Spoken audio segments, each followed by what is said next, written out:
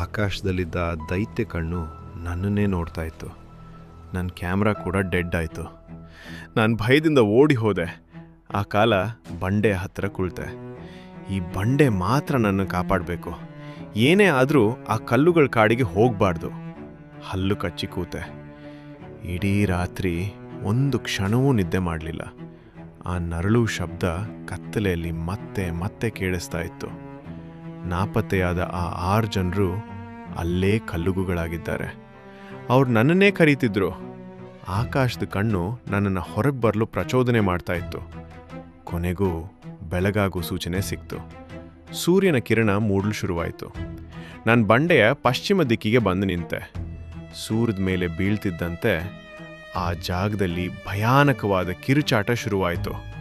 ನೆಲ, ಆಕಾಶ, ಕಲ್ಲುಗಳು ಎಲ್ಲವೂ ಒಟ್ಟಿಗೆ ತೀವ್ರವಾಗಿ ಕಿರುಚ್ತಾ ಇದ್ದವು. ಯಾರೋ ನನ್ನ ಆತ್ಮವನ್ನು ಎಳಿತಿರುವ ಹಾಗೆ ಭಾಸವಾಯಿತು. ನಾನು ಗಟ್ಟಿಯಾಗಿ ಕಣ್ಣು ಮುಚ್ಚಿದೆ. ಒಂದು ದೊಡ್ಡ ಶಬ್ದ ಬಂತು.